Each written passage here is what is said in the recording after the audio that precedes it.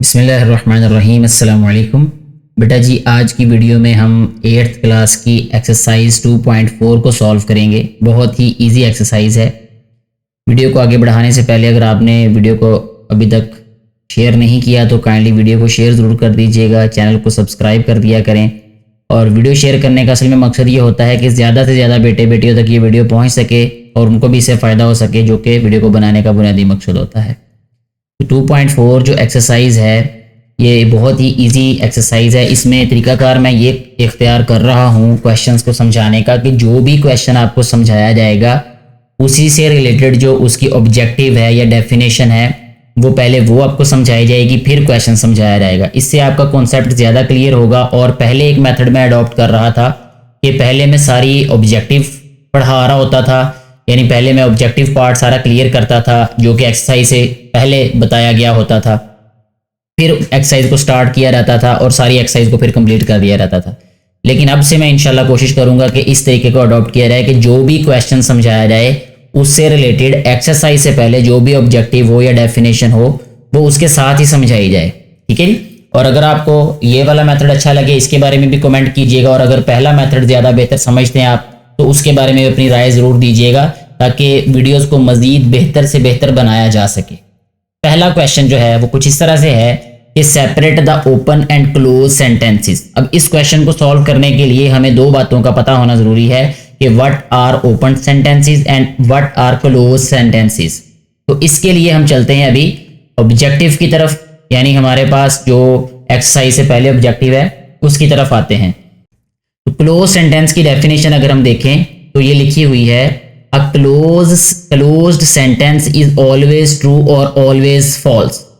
यानी हर वो sentence closed होगा जो या तो सही होगा या गलत होगा। हम उसके बारे में हतमी तौर पर कह सकें कि ईदर इट इज ट्रू और फॉल्स, यानी आया कि वो सही है या गलत है। इसकी एग्जांपल्स नीचे दी हुई हैं, इससे बात मजीद वाज़ेह हो जाएगी। जैसे 12 divided by 4 is equal to 3 होता है और ये एक ट्रू सेंटेंस है क्योंकि जब हम 12 को 4 पे डिवाइड करते हैं आंसर हमारे पास 3 आ जाता है। 6 इज एन इवन नंबर, ये एक ट्रू सेंटेंस है क्योंकि 6 वाकई ही इवन नंबर होता है। 4 मल्टीप्लाई बाय 9 ये होता है 36। ठीक है, और यहाँ पे उन्होंने ऐड करके इसको लिखा हुआ है। ठीक है, और ये 1 2 3 4 टाइम्स है और यहाँ पे 5 टाइम्स लिखा हुआ है। अगर हम ऐड भी करें तो 4 टाइम्स करने से आंसर आना था ना ये, तो इसलिए ये एक फॉल्स सेंटेंस है। इस तरह के जो सेंटेंसेस होते हैं जो या तो ट्रू हो या फॉल्स हो उनको क्या कहते हैं? क्लोज सेंटेंसेस कहते हैं उनको। अब ओपन सेंटेंस की बात कर लेते हैं। An open sentence is neither true nor false. अच्छा, ना ही वो सही होता है और ना ही गलत होता है। अनटिल, जब तक के द वेरिएबल्स और unknowns have been replaced by specific value. यानी इसमें एक निशानी तो ये होगी जो मैं शॉर्टकट के लिए आपको बता देता हूं कि इसमें वेरिएबल्स या अननोन वैल्यूज होंगी, यानी ट्राइंगल बना दी गई होगी, स्क्वायर बॉक्स बना दिया गया होगा, एक्स लिख दिया गया होगा, वाई लिख दिया गया होगा, जी लिख दिया गया होगा। तो ये वेरिएबल्स और जो अननोन्स होंगे इसमें, इनकी वजह से ये जो सेंटेंस है ये ओपन बन जाता है। और ये तब तक ओपन रहेगा जब तक हमें एक्स वाई जी या कोई भी जो अननोन वैल्यू दी है उसकी वैल्यू का पता ना चल जाए या उसको रिप्लेस करके उसकी जगह उसकी वैल्यू ना डाल दी जाए। जैसे एग्जांपल में यहाँ x + 4 दिया है इज इक्वल टू 10। जब तक हमें x की वैल्यू नहीं पता चलेगी हम बता नहीं सकते कि क्या ये सेंटेंस ट्रू है या फॉल्स है। तो उस वक्त तक ये सेंटेंस ओपन रहेगा। इसमें y आ रहा है यानी एक अननोन वैल्यू आ रही है, that's why this sentence will be N open sentence. ये दो बातें क्लियर होना जरूरी थी। इसके बाद अब हम क्वेश्चन को सॉल्व कर लेते हैं। अब इसका जो फर्स्ट वाला पार्ट है वो अगर हम देखें तो लिखा हुआ है 3x + 4 इज इक्वल टू 1। क्या ये एक ओपन सेंटेंस है या क्लोज्ड सेंटेंस है? तो डेफिनेटली ये वाला जो है ये एक ओपन सेंटेंस होगा क्योंकि हमें जब तक x की वैल्यू नहीं पता चलेगी हम ये कह नहीं सकते कि क्या ये ट्रू है या फॉल्स है, तो इसलिए ये ओपन होगा। 3x² - 1 is equal to 6। x की वैल्यू जाने बगैर हम ये बात का फैसला नहीं कर सकते क्या ये सही है या गलत है, तो ये भी एक ओपन सेंटेंस होगा। 5 multiply by 4 is equal to 20 और ये एक ट्रू सेंटेंस है। ट्रू होने की वजह से ये क्लोज्ड सेंटेंस हो गया। ठीक है, तो t आगे मैं लिख देता हूं is equal to c। c mean closed sentence, ये एक क्लोज सेंटेंस है ये। अगर हम फोर्थ वाले सेंटेंस की बात करें which is 5y + 7 is equal to y, अब हमें y की वैल्यू नहीं पता। जब तक y की वैल्यू नहीं पता चलेगी हम ये बता नहीं सकते कि क्या ये सेंटेंस या इसे ट्रू है या फॉल्स है ये, इसलिए ये एक ओपन सेंटेंस होगा। इसी तरह 10 + 40 50 होता है और राइट साइड पे 50 लिखा है, ये एक ट्रू सेंटेंस है, तो इसलिए इसको कहेंगे हम it is a closed sentence. तो जो ट्रू होगा या फॉल्स होगा वो क्लोज्ड सेंटेंस होगा। 72 डिवाइड बाई 8, 8 9 72 होता है, तो ये भी एक ट्रू सेंटेंस है, इसलिए हम इसको कहेंगे ये एक क्लोज्ड सेंटेंस है। ठीक है, तो मुझे उम्मीद है ये वाला जो क्वेश्चन है आपको इसकी डेफिनेशन के साथ अच्छे तरीके से क्लियर हो चुका होगा। फिर भी कोई कंफ्यूजन हो किसी तरह की तो कमेंट बॉक्स आपके पास मौजूद है, आप अपना कमेंट कीजिएगा, अपने इल्म के मुताबिक आपको सेटिस्फाइड आंसर देने की कोशिश करूंगा। नेक्स्ट अभी हम सॉल्व करेंगे क्वेश्चन नंबर 2, जिसकी स्टेटमेंट है separate the expressions and equations. Equation भी कहते हैं इसको, मैं इक्वेशन बोल देता हूं इसको। तो ये एक्सप्रेशन कौन से हैं इनमें और इक्वेशंस कौन सी हैं। तो पहले हमें ये पता होना चाहिए कि what is the difference between expression and equations. उसके लिए हम इसकी ऑब्जेक्टिव की तरफ आते हैं जहां पे एक्सप्रेशन और इक्वेशन के बारे में लिखा हुआ है। तो ये उसी पेज पे जिस पे हमने पेज नंबर 92 पे है ये देखें अलजेब्रिक एक्सप्रेशन। गौर से आपने इसको समझना है। ये जो आपकी फर्दर क्लासेस होंगी बड़ी, उसमें भी ये कॉन्सेप्ट्स होंगे, मैट्रिक में, आगे जो इंटरमीडिएट में, बड़ी क्लासेस में भी इसका कॉन्सेप्ट है ये अलजेब्रा वाला। N algebraic expression which connects variables, an expression which connects variables and constants, यानी एक ऐसा एक्सप्रेशन जिसमें वेरिएबल और कॉन्स्टेंट्स को जोड़ा जाता है। यानी एक ऐसा सवाल, एक ऐसी वैल्यू जिसमें वेरिएबल्स भी होंगे, जिसमें कॉन्स्टेंट्स भी होंगे।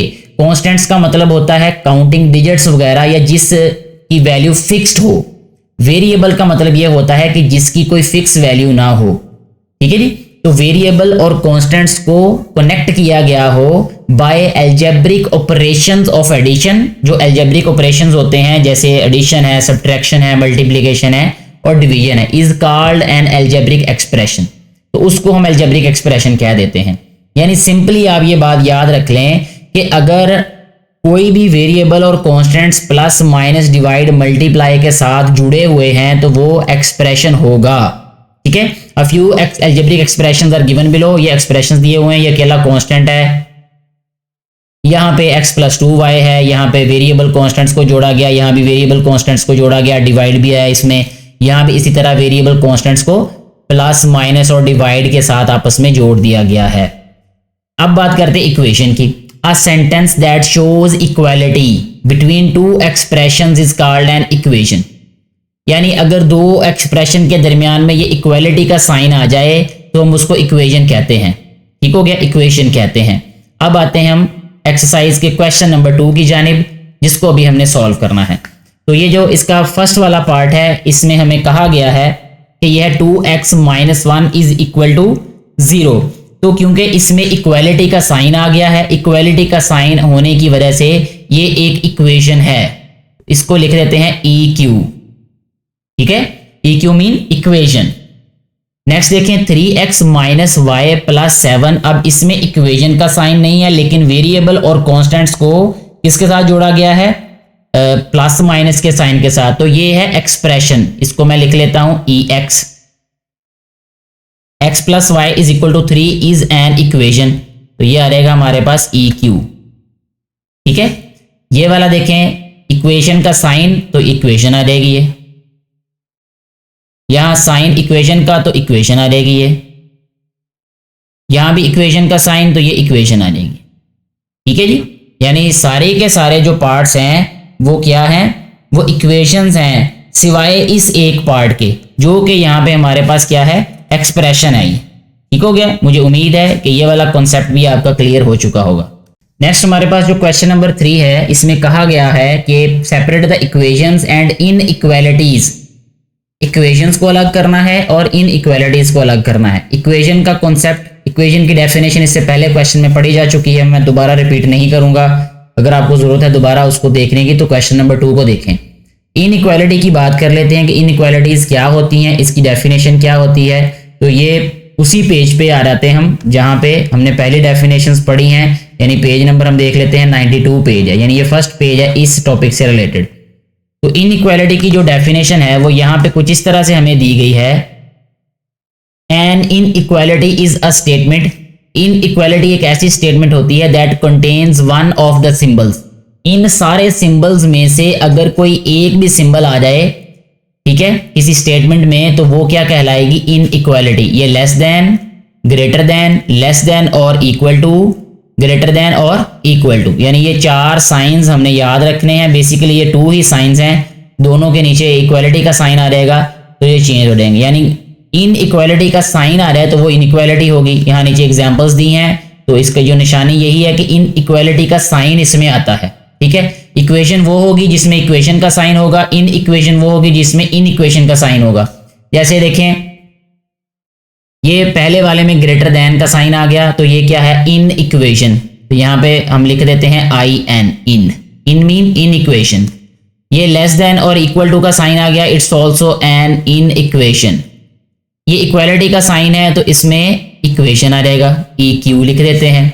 ये ग्रेटर देन का साइन आ गया, इसका मतलब ये इन इक्वेशन है, इक्वेशन का साइन तो ई क्यू आ जाएगा यहाँ पे, लेस देन का साइन इन इक्वेशन आ जाएगा। इस तरीके से हमारी ये वाली जो डेफिनेशन थी ये भी क्लियर हो जाएगी, जो कि इन इक्वालिटी से रिलेटेड थी। इक्वेशन का तो ऑलरेडी आपको पता था, और ऐसे हमारा ये क्वेश्चन नंबर 3 भी सॉल्व हो जाता है। नेक्स्ट अभी हम बात करेंगे क्वेश्चन नंबर 4 के बारे में, जिसकी स्टेटमेंट है separate the polynomial expressions and expressions that are not polynomials. तो इसमें बेसिकली हमें एक ही डेफिनेशन के बारे में जानना होगा जो कि पोलिनोमियल्स के बारे में है। तो पहले इसकी डेफिनेशन को क्लियर करते हैं, फिर हम इन क्वेश्चंस को सॉल्व कर लेते हैं। और ये बहुत इंपॉर्टेंट ये वाली डेफिनेशन होगी, क्योंकि ये 9th क्लास में भी है। ये वाली, ये सारे का सारा चैप्टर 9th क्लास में भी आप लोग पढ़ेंगे इंशाल्लाह।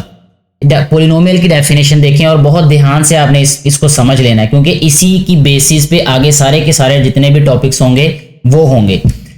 अ पोलिनोमियल एक्सप्रेशन और सिंपली अ पोलिनोमियल, पोलिनोमियल एक्सप्रेशन भी कहते हैं इसको और सिर्फ पोलिनोमियल भी कहते हैं। इज एन एल्जेब्रिक एक्सप्रेशन, ये एक एल्जेब्रिक एक्सप्रेशन होता है कंसिस्टिंग ऑफ वन और मोर टर्म्स, जिसमें एक टर्म भी हो सकती है, एक से ज्यादा टर्म भी हो सकती हैं, ठीक है। यानी इसमें एक वैल्यू भी हो सकती है, एक से ज्यादा वैल्यूज भी हो सकती हैं। इन ईच ऑफ विच, अब ये कंडीशन है, ये कंडीशन सेपरेट करेगी कि किसी क्वेश्चन में दी गई जो टर्म्स हैं या दिया गया जो पोलिनोमियल है वो पोलिनोमियल है या नहीं है, ठीक है। यानी जो भी एक्सप्रेशन होगा वो पोलिनोमियल होगा कि नहीं होगा। कंडीशन क्या है, the exponent of the variable is zero, यानी जो वेरिएबल का एक्सपोनेंट होता है, यानी जो पावर होती है वो या तो जीरो होनी चाहिए और अ पॉजिटिव इंटीजर, या पॉजिटिव इंटीजर होनी चाहिए, नेगेटिव नहीं हो सकती कभी भी किसी भी सूरत में, ठीक है। जैसे यहां 13 दिया हुआ है, मैं थोड़ा सा इसको इसलिए एक्सप्लेन कर रहा हूं कि ये जरूरी समझ रहा हूं मैं कि यहां पे ये बात आपको क्लियर हो जाए। अब इसमें वेरिएबल तो है नहीं, और डेफिनेशन में उन्होंने कहा कि जो वेरिएबल है उसका जो एक्सपोनेंट है वो जीरो होना चाहिए। तो जब भी कोई कांस्टेंट वैल्यू होती है उसके साथ कोई भी वेरिएबल लिख के उसकी पावर हम जीरो लिख सकते हैं, ठीक है। इसलिए इसको कहा जाता है कि या तो इसकी पावर जीरो हो वेरिएबल की, या पॉजिटिव इंटीजर होनी चाहिए, यानी पॉजिटिव नंबर होनी चाहिए। जैसे यहां पे अगर मैं लिखूं 13x² तो ये एक पोलिनोमियल होगा, लेकिन अगर मैं इसी को लिख दूं 13x की पावर -2 तो ये -1 -2 होने की वजह से ये पोलिनोमियल नहीं होगा, ठीक है। तो याद रखना है हमने कि पोलिनोमियल वो एक्सप्रेशन होगा जिसमें वेरिएबल की पावर या तो जीरो होगी या पॉजिटिव इंटीजर होगी। तो सूरत हाल सिर्फ एक बचती है कि नेगेटिव पावर नहीं होनी चाहिए। अब हम देख लेते हैं, क्वेश्चंस की तरफ आते हैं, क्वेश्चंस को सॉल्व कर लेते हैं। उसमें पोलिनोमियल भी दिए होंगे, जो पोलिनोमियल नहीं है वो भी दिए होंगे।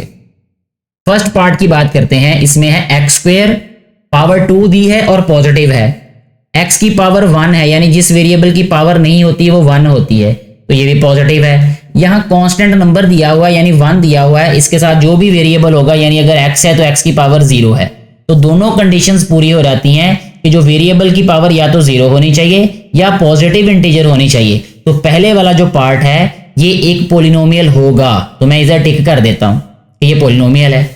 इसकी बात कर लेते हैं सेकंड वाले की, x² y², इसकी भी power positive positive positive positive, 7 के साथ कोई वेरिएबल है नहीं, अगर होता तो पावर 0 होती, तो ये भी एक पोलिनोमियल एक्सप्रेशन है। फर्स्ट वाला भी पोलिनोमियल एक्सप्रेशन है और सेकंड वाला भी पोलिनोमियल एक्सप्रेशन है। अब थर्ड वाले की तरफ आ जाते हैं। x की पावर -2, जो ही आपने माइनस वाली पावर देखी उसी वक्त उस पर ये स्टैंप लगा देनी है, यानी ठप्पा लगा देना है कि इट्स नॉट अ पोलिनोमियल। तो मैं यहाँ पे क्रॉस लगा रहा हूं कि ये पोलिनोमियल नहीं है, क्योंकि शर्त ही जो है वो पूरी नहीं हो रही। ठीक है, यहां पे देखें अब 4 वाले में, तो 4 वाले में क्या है, x के ओवर में y स्क्वायर आ रहा है, और जब भी किसी वेरिएबल की पावर पॉजिटिव हो बेशक और वो नीचे हो, जब ये पावर ऊपर जाएगी, यानी अगर हम इसको ऊपर ले जाके लिखेंगे तो ये हो जाएगा x y की पावर -2 + 1 माइनस y की पावर 2 x की पावर -1। ये वाला एक्सप्रेशन इस तरह लिखा जाएगा। ठीक है, इस वजह से क्योंकि इसमें -2 आ गया तो ये एक पोलिनोमियल एक्सप्रेशन नहीं होगा, इसके पे ऊपर क्रॉस लगाना पड़ेगा हमें। ठीक है जी, क्यों पोलिनोमियल एक्सप्रेशन नहीं है वो मैंने आपको एक्सप्लेन कर दिया कि y की पावर 2 पॉजिटिव है लेकिन नीचे है, डिनोमिनेटर में है। वो जब ये न्यूमिनेटर में जाएगा यानी ऊपर वैल्यू जाएगी तो ये पावर जो है वो असल में नेगेटिव हो जाएगी ये। ठीक है, अच्छा जी, अब आते हैं फिफ्थ पार्ट की तरफ। पॉजिटिव पॉजिटिव पॉजिटिव और 0 पावर, तो ये पोलिनोमियल होगा। इसकी बात कर लेते हैं। पॉजिटिव पॉजिटिव पॉजिटिव, ये 1/2 एक कांस्टेंट वैल्यू है, ये ओवर में हो सकती है, इसके साथ जो वेरिएबल लिखेंगे उसकी पावर 0 होगी, तो ये भी एक पोलिनोमियल एक्सप्रेशन है। ठीक है, ऐसे हमारा ये वाला जो क्वेश्चन नंबर 4 है ये भी क्लियर हो जाता है। नेक्स्ट जो क्वेश्चन नंबर 5 दिया गया है उसकी स्टेटमेंट है what constants are used in the following expressions. इन एक्सप्रेशंस में कौन से कांस्टेंट्स इस्तेमाल किए गए हैं। तो पहले हमें ये क्लियर होना चाहिए कि कांस्टेंट्स होते क्या हैं। इसके लिए हम डेफिनेशन की तरफ आते हैं। डेफिनेशन देख लेते हैं कांस्टेंट की। कोफिशिएंट ऑफ अ वेरिएबल और कांस्टेंट, इसको कोफिशिएंट भी बोलते हैं और कांस्टेंट भी बोलते हैं। इन अ टर्म, किसी भी टर्म में the number multiplied by the variable, वो नंबर जो किसी वेरिएबल से मल्टीप्लाई हो रहा होता है, is called the coefficient of the variable, उसको वेरिएबल का कोफिशिएंट कहते हैं, एज वेल एज कांस्टेंट, और उसको कांस्टेंट भी कहते हैं। दो नाम इसके याद रखने हैं, ये कोफिशिएंट भी होता है और इसको कांस्टेंट भी कहते हैं। एग्जांपल में जैसे उसने कहा 4x + 6y है, इसमें 4 is coefficient of x, 6 is coefficient of y, and both 4 and 6 are constants. 6 और 4 दोनों के दोनों क्या हैं, कांस्टेंट्स हैं। अब हम इस डेफिनेशन की मदद से एक्सरसाइज का ये जो क्वेश्चन नंबर 5 है इसको सॉल्व कर सकते हैं। ये जो फर्स्ट वाला पार्ट है इसमें 7 -6 और 3 ये सारे के सारे क्या हैं, इसके कांस्टेंट्स हैं ये। ठीक है, 7, 6 और 3 ये तीनों के तीनों कांस्टेंट्स हैं इसमें। तो कांस्टेंट्स में साइन भी बताना पड़ता है, इसलिए 7 -6 और 3 कहेंगे तो वो ज्यादा बेहतर होगा। तो ये पहले वाला पार्ट का आंसर हो गया। 5 और ये जो -3 है, ठीक है, ये दोनों के दोनों कांस्टेंट है, क्योंकि यहां पे हम लिख सकते हैं x की पावर 0। तो ये 5 and -3 are constants. 8, 2 and +5, plus का लिखने की जरूरत नहीं है, माइनस वाला साइन बस बता देना चाहिए। 8, 2 and 5 आर कांस्टेंट्स। अगर हम फोर्थ और लास्ट पार्ट की बात करें इस क्वेश्चन के, तो 9, 3 and -2 आर कांस्टेंट्स। 9 +3 और -2, प्लस का साइन ना भी बताएं तो ठीक है, अगर बता भी दें तब भी कोई फर्क नहीं पड़ता। तो ये तीनों के तीनों इसमें कांस्टेंट्स हैं। ऐसे हमारा क्वेश्चन नंबर 5 भी सॉल्व हो जाता है। नेक्स्ट जो क्वेश्चन नंबर 6 है वो है डिग्री ऑफ पोलिनोमियल के बारे में, यानी right the degree of the polynomials given below. जितने भी नीचे पोलिनोमियल्स दिए गए हैं इनकी डिग्री राइट करनी है। तो डिग्री है क्या, बहुत ईजी है, बहुत ही ईजी है ये। देख लेते हैं इसकी definition. Degree of a polynomial is the highest power of a part, यानी टर्म। किसी भी टर्म में जो वेरिएबल्स हैं उनकी पावर को ऐड करने से जो ज्यादा से ज्यादा आंसर आता है वो उस पोलिनोमियल की डिग्री होती है। ठीक है, degree of a term in a polynomial is the sum of exponents on the variables in a single term. जैसे एग्जाम्पल में यहां उन्होंने बताया 2x³ y⁴ इज 7, इसकी डिग्री 7 होगी क्योंकि जो पावर्स हैं इसकी वो 3 और 4 दोनों ऐड हो जाएंगी। ठीक है, अब इसके क्वेश्चन को सॉल्व करेंगे तो आपको ज्यादा क्लियर हो जाएगा। यहां पे देखें, इसका जो फर्स्ट वाला पार्ट है x + 1 है, x + 1 में सिर्फ x की पावर है 1। ठीक है, और इस यहां पे जो x होगा उसकी पावर होगी 0, तो ज्यादा मैक्सिमम पावर कौन सी है, 1 है। तो इसमें जो फर्स्ट वाले पार्ट में डिग्री होगी, ठीक है, degree of the polynomial will be 1, ये 1 होगी, ठीक है जी। ये फर्स्ट वाले पार्ट का आंसर आ जाएगा। सेकंड पार्ट की बात करें तो इसमें वेरिएबल की मैक्सिमम पावर 2 है, इसमें 1 है, तो बड़ी पावर 2 है, इसलिए इसमें सेकंड वाले पार्ट में डिग्री क्या होगी, 2, ठीक है। मैं जस्ट आंसर राइट कर रहा हूं इसका। थर्ड वाले में देखें, x की पावर 3 यानी मैक्सिमम पावर 3 है, इसमें वेरिएबल की पावर x की 1 है, y की पावर भी 1 है, 1 और 1 2 हो जाएगी। इस वाली टर्म में जो पावर है उनका सम 2 होगा, इसमें 3 होगा, तो 3 ज्यादा बड़ी पावर है, तो इसलिए थर्ड वाले में जो डिग्री होगी वो 3 होगी। फोर्थ वन की बात कर लेते हैं।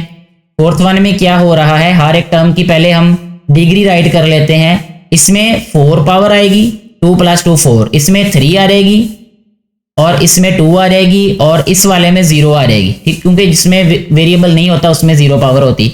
तो सबसे बड़ी पावर 4 है, तो यही इस वाले पार्ट में, इस वाले क्वेश्चन में डिग्री होगी, ठीक है। तो 4 डिग्री है इस वाले पार्ट की। ऐसे हमारा जो क्वेश्चन नंबर 6 है वो भी कंप्लीटली सॉल्व हो जाता है।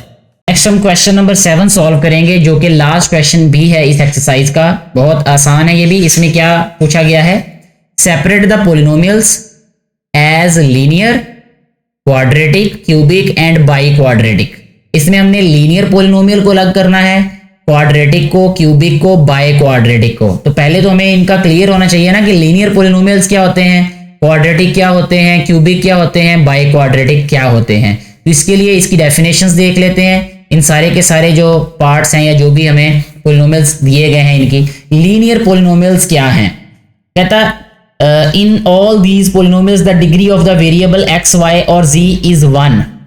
सिंपली अगर मैं आपको सादा लफ्जों में बताना चाहूं तो ऐसे पोलिनोमियल्स जिसमें वेरिएबल की मैक्सिमम पावर 1 हो, 1 पावर वाले जो वेरिएबल होते हैं वो इक्वेशन अगर हमारे पास हो या वो पोलिनोमियल हो, तो उनको हम कहते हैं लीनियर पोलिनोमियल। जैसे x आ जाए, y आ जाए, z आ जाए। x की पावर यानी वेरिएबल की पावर अगर 1 हो तो वो लीनियर पोलिनोमियल्स कहलाते हैं। नेक्स्ट पेज पे क्वाड्रेटिक का है। क्वाड्रेटिक का मतलब होता है मैक्सिमम पावर 2 हो अगर वेरिएबल की, ठीक है। यानी अगर किसी भी पोलिनोमियल में वेरिएबल की पावर 2 हो तो वो, यानी उसकी जो डिग्री है वो 2 हो, तो वो क्या कहलाते हैं, क्वाड्रेटिक पोलिनोमियल्स, ठीक है जी। यहां पे ये सारे की सारी एग्जांपल्स दी हुई हैं। ये क्वाड्रेटिक है, इसकी पावर भी 2, इसकी भी 2, और यहां भी देखें 1 + 1 2, यानी डिग्री जो है वो 2 है। क्यूबिक पोलिनोमियल का मतलब यह है कि जिसमें वेरिएबल की जो पावर है मैक्सिमम पावर मीन के उसकी जो डिग्री है, डिग्री डिपेंड करती है, डिग्री मीन के जो भी वेरिएबल्स इस्तेमाल हुए हैं एक टर्म में उनका जो सम है वो अगर 3 हो, 3 से ज्यादा नहीं होना चाहिए, मैक्सिमम 3 होना चाहिए। जिसमें मैक्सिमम 3 हो वो क्यूबिक पोलिनोमियल्स कहलाता है, ठीक है। इसी तरह बाय क्वाड्रेटिक का मतलब जिसमें डिग्री जो है वो 4 हो, ठीक है। दोबारा इसको एक दफा शॉर्टली मैं बता देता हूं कि 1 पावर वाले लीनियर कहलाएंगे, 2 पावर वाले क्वाड्रेटिक कहलाएंगे, 3 पावर वाले क्यूबिक कहलाएंगे, 4 पावर वाले क्या कहलाएंगे, बाय क्वाड्रेटिक, ठीक है। क्वाड्रेटिक का मतलब 2, बाय का मतलब 2 दफा क्वाड, 2 दफा 2 2 4, यानी पावर 4 हो जाएगी। फिर यहां पे सॉल्व कर लेते हैं इनको। फर्स्ट वाला जो पार्ट है वो है 3x + 1, x की पावर 1 है तो ये लीनियर होगा। मैं यहां लिख लेता हूं l से आपने समझ जाना है कि ये लीनियर है। सेकंड वाला देखें, x² - 2 है तो x की पावर क्या है, 2, वेरिएबल की पावर 2 है तो 2 वाले क्वाड्रेटिक कहलाते हैं, तो इधर लिख देते हैं हम q, ये क्वाड्रेटिक हो गया। इसी तरह y² - y की यानी इसमें जो टर्म्स हैं उसकी मैक्सिमम पावर 2 है तो 2 वाला क्वाड्रेटिक होते हैं, तो यहां फिर क्वाड्रेटिक का q लिख दिया हमने। 4 वाला देखें, x की पावर 1, y की पावर भी 1, 1 पावर वाले जो मैक्सिमम पावर 1 हो वेरिएबल की या डिग्री 1 हो तो वो लीनियर होते हैं, तो ये लीनियर पोलिनोमियल है ये, ठीक है जी। इसी तरह जो नेक्स्ट 5th वन है वो x की पावर 3 फिर 2 फिर एक कांस्टेंट टर्म है, तो 3 पावर वाले क्यूबिक कहलाते हैं, इसलिए यहां लिखेंगे हम c for cubic. 6th one देखें, x की पावर 4 है फिर 3 है फिर 2 है, मैक्सिमम पावर 4 होने की वजह से इसको हम कहेंगे बाई क्वाड्रेटिक, तो BIQ, बाय क्वाड्रेटिक मैं लिख रहा हूं इसको ऐसे। इसके बाद 7th वन देखें, ये पावर 2 और 2 इसकी मैक्सिमम पावर 4 इसकी 2, तो मैक्सिमम पावर 4 वाले बाई क्वाड्रेटिक होते हैं, तो यहां लिखेंगे BIQ बाय क्वाड्रेटिक। ये मैं शॉर्ट लिख रहा हूं, जब आपको क्वेश्चन पूछा जाएगा तो आप पूरा ही लिखेंगे कि this polynomial is a by quadratic. तो इसके बाद लास्ट वन 8th वन कौन सा है, कहता है एक्स स्क्वायर x की पावर 1 और 1 2, इसकी डिग्री 2 इसकी डिग्री 2, मैक्सिमम डिग्रीज 2, सो इसको कहेंगे ये एक क्वाड्रेटिक पॉलिनोमियल है, इट्स अ क्वाड्रेटिक पॉलिनोमियल। इसके साथ ही हमारी एक्सरसाइज कंप्लीट हो जाती है। उम्मीद है सारे क्वेश्चंस अच्छे तरीके से समझ आ चुके होंगे। कंफ्यूजन कोई भी हो, किसी बेटे को, बेटी को, किसी को भी व्यूअर को, तो नीचे कमेंट करके आप पूछ सकते हैं। मैं अपने इल्म के मुताबिक आपको सेटिस्फाइड आंसर देने की पूरी कोशिश करूंगा।